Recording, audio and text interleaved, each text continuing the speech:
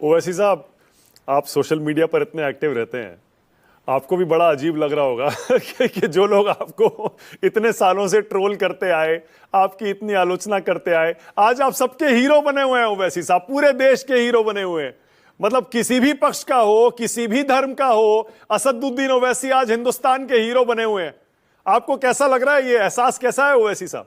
नहीं, देखिए एक बात सुनिए, ये जो कुछ मैं बोला हूं और इंशाल्लाह बोलता रहूंगा, चाहे वो मेरी सियासत हो, मेरी पार्टी की, या फिर देश का मामला हो, जो मेरे दिल में है, जो जिसको मैं समझता हूँ, अल्हम्दुलिल्लाह बोलने की कोशिश करता हूँ। जितना भी मैं बोल रहा हूँ, मुझे मुझे अफसोस इस बात का है कि लोग जानते नहीं मुझे। जो हमारे हिंदू दोस्त मुझे जानते हैं, वो आपसे इख्तलाफ करेंगे, बोलेंगे तुम नहीं जानते। और तीसरी बात यह है कि मानक साहब, आप जब काम खत्म करके जाते तो आप एक पिता भी हैं, आपकी पत्नी भी है, मेरे भी फैमिली है, बच्चे हैं। ये ऐसे टाइम पे तो कोई बीजेपी को, कांग्रेस, एमआईएम, ये दूसरे पार्टीज तो नहीं देखेंगे ना।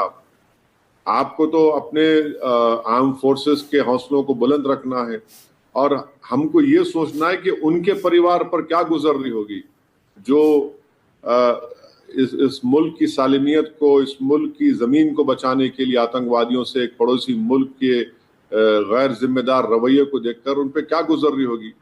तो ये कोई, मैं किसी से सर्टिफिकेट लेने के लिए नहीं, किसी से दाद हासिल करने के लिए नहीं कह रहा हूं, ना मेरा मकसद है। वो अल्लाह जानता है मेरे दिल का हाल। बस मैं ये इसलिए कह रहा हूं कि मैं इस मुल्क का एक शहरी हूं, बाइज्जत शहरी हूं, अव्वल दर्जे का शहरी हूं। मैं इस मुल्क का एमपी, जनता ने, अल्लाह ने मुझे बनाया है। थोड़ा बहुत बोलने की कोशिश कर रहे हैं, और वो सच है। सच्चाई ये है कि पाकिस्तान डिस्टेबलाइज करना चाहता है, इससे कोई इनकार कर सकता है। सही बात तो है। कुरान में अल्लाह बोल रहा है कि सच का साथ दो, सच बोलो, तो सच बोलने की कोशिश कर रहे हैं। ठीक है ओवैसी साहब, लेकिन जब आप सोशल मीडिया पर पाकिस्तान मुर्दाबाद का अपना नारा, उस वीडियो को आप डालते हैं, और आपने बाकायदा तिरंगे के 3 रंगों की पगड़ी पहनी हुई है, तो क्या आप टू नेशन थ्योरी के खिलाफ भी एक मैसेज दे रहे हैं क्या ओवैसी साहब, कि टू नेशन थ्योरी को हम पहले भी नकार चुके थे, आज भी नकारते हैं? देखिए, वो पगड़ी जो है, बांका के हमारे जो बिहार चुनाव के कैंडिडेट है रंजीत राणा ने मुझे बांधी। आप देखिए, कोई मुसलमान नहीं, रंजीत राणा ने कहा कि असद भाई इसको पहन लीजिए, मतलब लगाओ, मुझे कोई एतराज नहीं है। तो टू नेशन थियरी तो 1947 में हमारे बुजुर्गों ने उसको रिजेक्ट किया, और मौलाना हुसैन अहमद मदनी रहमतुल्लाह अलैह, अल्लाह उनकी खबर को नूर से भरे, उन्होंने तो लिखा था कॉम्पोजिट कल्चर। हमारे बुजुर्गों ने कॉम्पोजिट कल्चर को अपनाया, हमारे बुजुर्गों ने उसको रिजेक्ट किया, जिना के पैगाम को। जिनको जाना था वो पाकिस्तान चले गए, जो शुरू से, अजल से भारत को अपना मानते आए हैं, वो मानते आए हैं।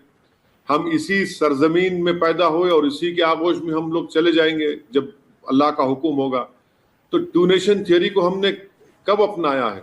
बाज लोगों को लगता है कि अगर हम मुस्लिम पॉलिटिकल एम्पावरमेंट की बात कर रहे हैं, तो देखो ये टू नेशन थियरी की बात कर रहा है। इल्जाम मुसलमानों से भी आता है और हमारे मेजॉरिटी कम्युनिटी से आता है। तो वो हमने तो, देखिए, पॉलिटिकल एम्पावरमेंट होगा तो देश मजबूत होगा। तो टू नेशन थियरी को तो हमने हमेशा रिजेक्ट किया। कब अपनाया हमने भारत के संविधान को अपनाया। हमने हमारे मुजाहिदीन आजादी की कुर्बानी को रायगा नहीं जाने दिया, चाहे अल्लामा काफी हो, अल्लामा फजल खैराबादी हो।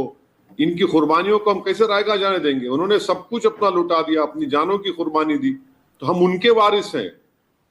हम ये जो टू नेशन थियरी के लोगों के कभी वारिस थे ना, कभी हमारे लिए हमारे दिलों में उनके लिए कोई अहमियत रहेगी कभी नहीं। मुझे ऐसा लगा ओवैसी साहब कि जब आप पाकिस्तान मुर्दाबाद का नारा इस समय, जब जंग चल रही है, तब आप उसको हाईलाइट करते हैं, उससे एक मैसेज ये भी जाता है कि ये धर्म के नाम पर, टू नेशन थ्योरी तो है ही, लेकिन इस्लाम के नाम पर ये जो एक देश बना, उसका ऐसा स्वरूप, ऐसा रूप, मतलब ऐसा बिगड़ा हुआ रूप, विभत्स रूप, आप शायद उसकी भी आलोचना करने के लिए आप ये नारा दे रहे हैं। नहीं, देखिए, 19वीं सदी में, 19th सेंचुरी में 2 कंट्रीज बने मजहब की बुनियाद पर, और दोनों भी फेल्ड स्टेट है। एक इजराइल बना, अब जेनोसाइड कर रहा है 50,000 फलस्तीनियों का बरसों से। पाकिस्तान बना इस्लाम का नाम लेकर, आप देखिए वहां कितने अब्यूज हो रहे हैं। तो ये दोनों भी नाकाम स्टेट हैं, दोनों भी फेल्ड स्टेट है। अगर आप आपके पास अगर आप डाइवर्सिटी को, कल्चर को एक्सेप्ट नहीं करेंगे, पाकिस्तान एक्सेप्ट ही नहीं करता। बल्कि मुझे यहां पर याद आ रहा है कि उस वक्त बांग्लादेश नहीं बना था। जिन्ना साहब जब पहली मर्तबा ढाका गए तो वहां पर वहां के स्टूडेंट्स ने आकर उन्होंने कहा कि आप उर्दू को इम्पोज मत करिए, यहां पर हम बंगाली बोलने वाले हैं। तो जिन्ना साहब ने कहा कि नहीं, हम उर्दू को इम्पोज करेंगे। उन्होंने बीज बो दिया था बांग्लादेश का उसी वक्त। तो डाइवर्सिटी को अगर आप कबूल नहीं करेंगे तो आप कैसे आप अपना कंट्री को चलाएंगे, चाहे वो इजराइल हो या पाकिस्तान हो। तो डाइवर्सिटी बहुत जरूरी है ना, ये प्लुरलिज्म है। आप अगर आप बोलेंगे कि एक ही सिस्टम या एक ही कल्चर रहेगा तो ना तो भारत किसी भी कंट्री के लिए अच्छा नहीं है, बशमूल भारत के वो। हाँ ठीक है।